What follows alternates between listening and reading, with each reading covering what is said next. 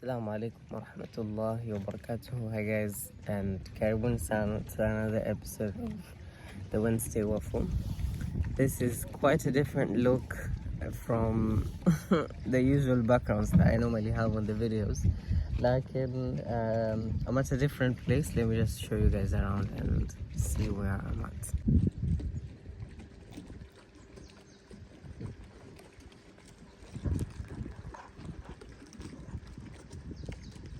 So if you can't tell already, I am in Lamu and specifically in Shela. So Allahumma lakal hamd. And it's like 6 something in the morning. And I'm here at the ocean front because this is an ocean and this is not a sea, the Indian Ocean.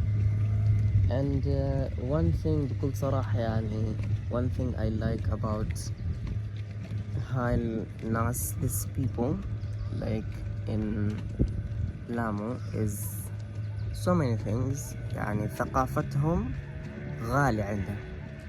Their cultures and traditions are very much sacred to them, and you get to see it especially in Shela when you walk around and you see the children, how they dress, how they walk. Watu wanamsemo, like I've been asking around where people are telling me that Washela wajulikana huwa hawavai viatu, and if you're from Shela, can you just settle the dispute in the comments below? But in reality, like, that's how their fathers have grown, and that's how the fathers themselves have raised their kids, who are now raising their kids. And يعني شيء حلو, it's a very nice thing. And yeah, in the evening you'll find people like coming over here to the Pwani side and like sitting like somewhere there and getting to like have coffee in the evening, qahwa, and just it's such a nice ثقافة يعني. It's such a nice culture. Yeah, and also يعني a lot of people do fishing on this side, so like they have to wake up, okay, by default of Salah, you have to wake up very early in the morning and pray, because also from this side of the world, the sunrise is a bit earlier than everywhere else, of course, and there are like donkeys everywhere. Like even when I was coming here, I had to like battle the way with some donkeys. Anyways, the other thing about here is that the streets are mara like very, I would say, clean, mashallah, tabarakallah. And I guess that is why they walk with no shoes, but the donkeys are like what do we call it, they are wanazichafua with their dung, donkey dung. Is it called donkey dung? Mavia punda. Why are we in Lamu? You might be asking yourself. For so many reasons. Subhanallah, guys, the sun is rising and it's very, very beautiful. MashaAllah. Subhanallah, man khalaqa ash-shams was-sama. La hawla wa quwwata illa billah. Let me show you guys.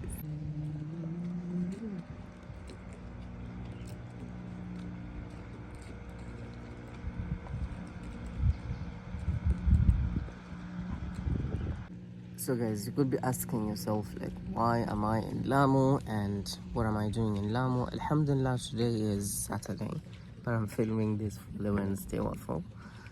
Today is Saturday, and I was thinking of carrying my tripod to this place, but I was like, it's gonna be a lot of things. And later on I want to go and like just do a quick stroll around in Shela town. But we were here for a medical outreach, and Allahumma lakal hamd, it went on for the entire week. We've been through several islands. We went to Pate, we went to Faza, we also went to Manda. We've been also to other villages in Lamu West, and we also went to Peketoni for like 2 days. And yeah, that's how it's like been for this week. Allahumma lakal hamd. Pretty much exhausting, but equally rewarding, alhamdulillah. you get to see like the extremes of like living situations, and you're just like, Allahumma lak alhamd for whatever I have and however my life is. Allahumma lak alhamd, because yani if you don't get to experience the hardships that these people are experiencing. Even if you are thinking that you're in hardship, yours cannot be compared to whatever these people are like having to go through on a day-to-day basis. The healthcare thing is just one side to it, that they don't have the access to healthcare, being in marginalized communities. And to make even matters worse, like the transport here is like, you know, you have to walk, not walk guys, at a walk.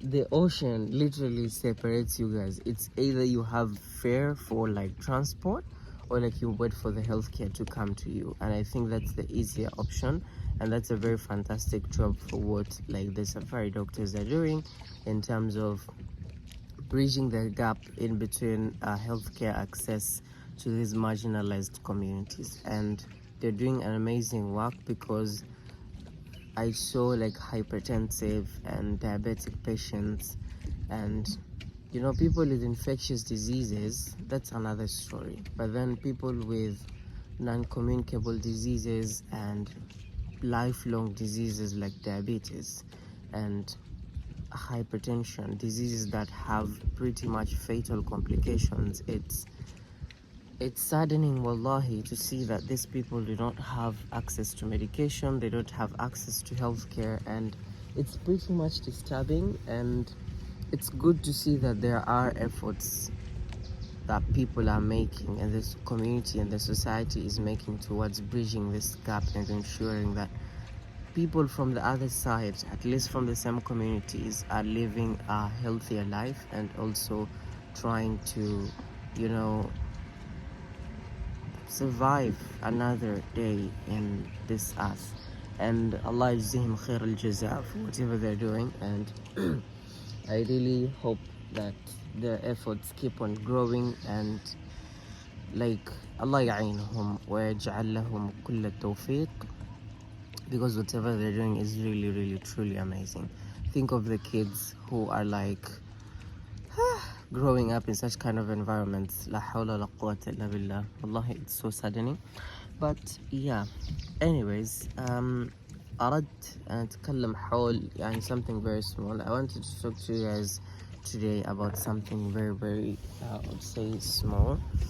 And the thing itself is like, when we experience a lot of conflict and worrying, like al-ham wal-humum, and we experience a lot of worrying, being saddened, huzn, and so many other things.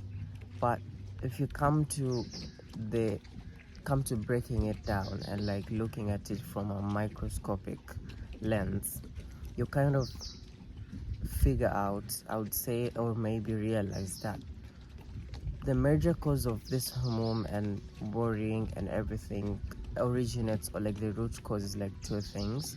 Number one is like when you are constantly stuck fil madi, like you are persistently in the past. And the other thing is that you are constantly worrying about al-mustaqbal. What is going to happen tomorrow? What is going to happen 5 years down the line? What's going to happen to my career? What's going to happen to my life? What's going to happen here? What's going to happen there? So it's kind of unproductive, I would say, because a kind of a solution to this is what people say, like, be where your feet are at, like kuwa pale mahali ambapo upo, you know, like think of the present, be in the present, think of what you can do. Yes, there is worrying about the future, yes, there's thinking about the past, but the past has already passed, and what can you learn from it? Learn from it and get yourself out of there as soon as possible. Get a bus, move, you know. And في المستقبل ما عندك in as much as we do have control of our present actions, which again are part of the impact you see in the future, but then the reality is that we don't know what's gonna happen. So what you can do, what you can try and settle your head with, is the reality of the present and being in the moment of whatever you're doing. And if you don't have a job, you could be looking for it. That's what you can do. But constantly worrying that I'm not gonna get a job, what if I end up just being like unemployed for the rest of my life? What even is that kind of thinking? But the reality is,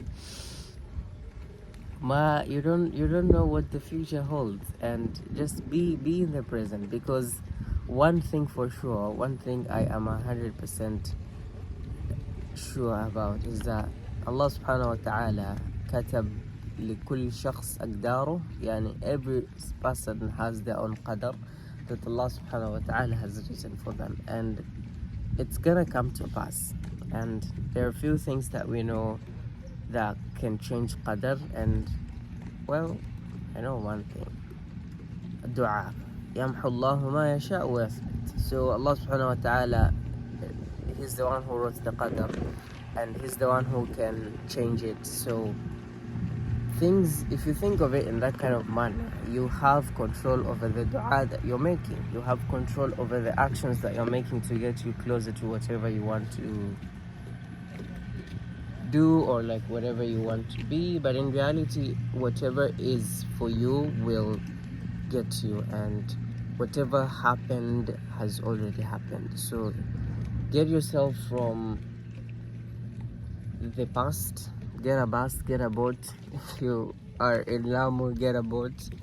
Move out of that area. And if you're in the future, Habibi, come down. Come back to the earth. If you're, because أنت طيرت already. Like you're in the skies. So just land and come down. So that's pretty much it for, inshallah, this episode of the Wednesday Waffle, although being recorded on Saturday.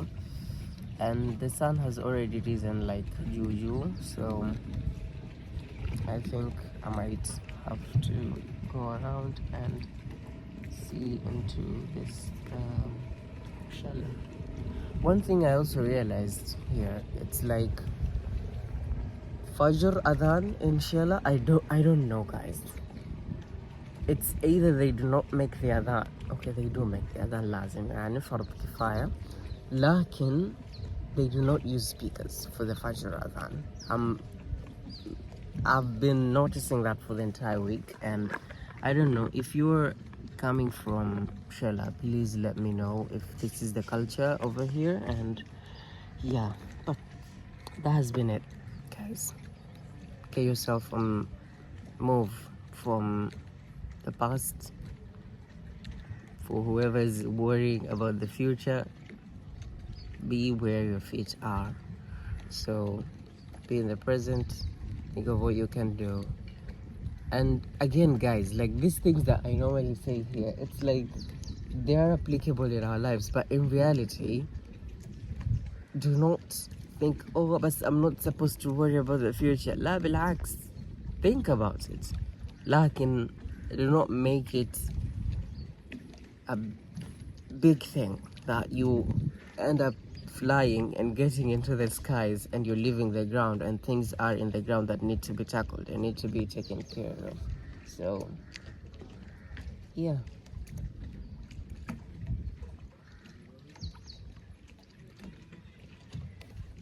it's pretty much nice here. Yeah, so just gonna try and stroll around Shela, try and maybe take a few photos, but then there's no sun like Mwangaza Mzuri, but we're gonna see, inshallah, what we can work with. Oh yeah, that's it, guys. Inshallah, I will see you guys in the next video. Inshallah. Assalamu alaikum.